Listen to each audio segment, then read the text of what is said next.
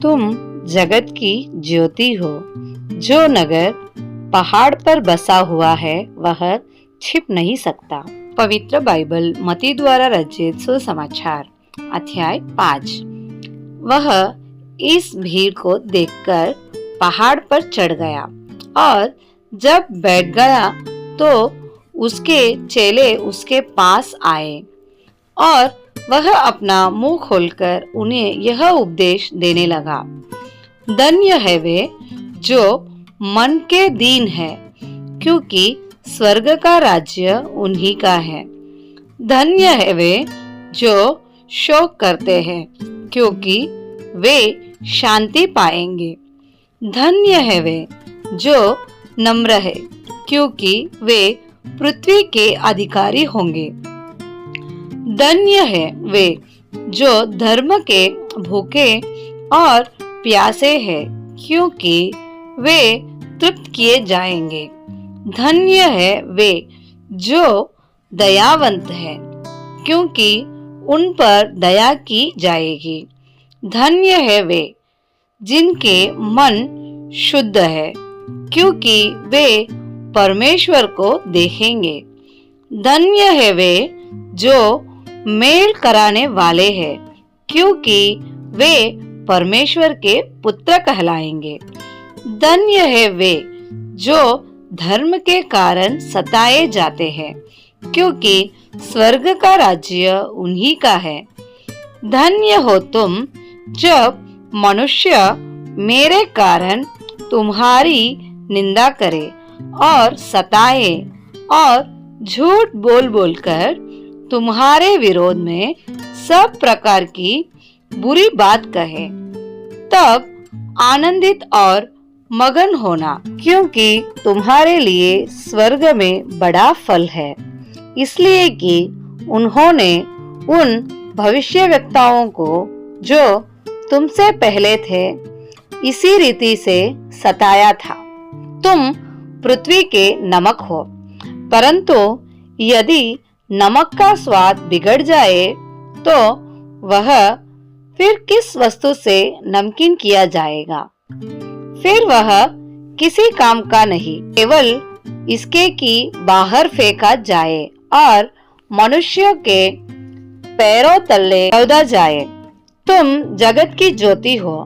जो नगर पहाड़ पर बसा हुआ है वह छिप नहीं सकता, और लोग दिया जलाकर पैमाने के नीचे नहीं परंतु दीवट पर रखते हैं, तब उससे घर के सब लोगों को प्रकाश पहुंचता है। उसी प्रकार तुम्हारा उजाला मनुष्यों के सामने चमके, कि वे तुम्हारे भले कामों को देखकर तुम्हारे पिता की जो स्वर्ग में है बड़ाई करे। यह न समझो कि मैं व्यवस्था या भविष्यवक्ताओं की पुस्तकों को लोप करने आया हूँ।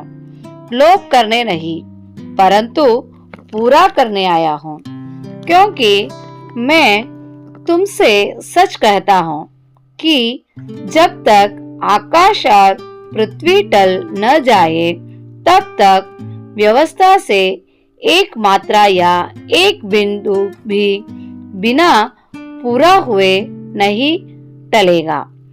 इसलिए जो कोई इन छोटी सी छोटी आज्ञाओं में से किसी एक को तोड़े और वैसा ही लोगों को सिखाए, वह स्वर्ग के राज्य में सबसे छोटा कहलाएगा।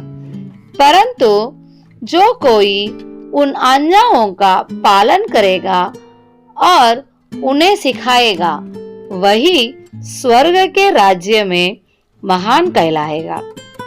क्योंकि मैं तुमसे कहता हूँ कि यदि तुम्हारी धार्मिकता और फरीसियों की धार्मिकता से बढ़कर न हो तो तुम स्वर्ग के राज्य में कभी प्रवेश करने न पाओगे। तुम सुन चुके हो कि पूर्व काल के लोगों से कहा गया था कि हत्या न करना और जो कोई हत्या करेगा वह कचहरी में दंड के योग्य होगा। परंतु मैं तुमसे यह कहता हूँ कि जो कोई अपने भाई पर क्रोध करेगा वह कचहरी में दंड के योग्य होगा और जो कोई अपने भाई को निकम्मा कहेगा वह महासभा में दंड के योग्य होगा और जो कोई कहे अरे मूर्ख वह नरक की आग के दंड के योग्य होगा। इसलिए यदि तू अपनी भेंट वेदी पर लाए और वहां तो स्मरण करे कि तेरे भाई के मन में तेरे लिए कुछ विरोध है, तो अपनी भेंट वही वेदी के सामने छोड़ दे और जाकर पहले अपने भाई से मेल मिलाप कर और तब आकर अपनी भेंट चढ़ा। जब तक तू अपने मुद्दई के साथ मार्गी में है उससे झटपट मेल मिलाप कर ले। कहीं ऐसा न हो कि मुद्दई तुझे हाकिम को सौंपे और हाकिम तुझे सिपाही को सौंप दे और तू बंदीगृह में डाल दिया जाए। मैं तुझसे सच कहता हूँ कि जब तक तू कोड़ी कोड़ी भर न दे तब तक वहां से छूटने न पाएगा। तुम सुन चुके हो कि कहा गया था व्यभिचार न करना, परंतु मैं तुमसे यह कहता हूँ कि जो कोई किसी स्त्री पर कुदृष्टि डाले वह अपने मन में उससे व्यभिचार कर चुका। यदि तेरे दाहिनी आंख तुझे ठोकर खिलाए तो उसे निकालकर फेंक दे, क्योंकि तेरे लिए यही भला है कि तेरे अंगों में एक नष्ट हो जाए और तेरा सारा शरीर नरक में न डाला जाए। यदि तेरा दाहिना हाथ तुझे ठोकर खिलाए तो उसे काट कर फेंक दे, क्योंकि तेरे लिए यही भला है कि तेरे अंगों में से एक नष्ट हो जाए और तेरा सारा शरीर नरक में न डाला जाए। यह भी कहा गया था, जो कोई अपनी पत्नी को तलाक देना चाहे तो उसे त्याग पत्र दे। परंतु मैं तुमसे यह कहता हूँ कि जो कोई अपनी पत्नी को व्यभिचार के सिवा किसी और कारण से तलाक दे तो वह उससे व्यभिचार करवाता है और जो कोई उस त्यागी हुई से विवाह करे वह व्यभिचार करता है। फिर तुम सुन चुके हो कि पूर्व काल के लोगों से कहा गया था, झूठी शपथ न खाना, परंतु प्रभु के लिए अपनी शपथ को पूरी करना।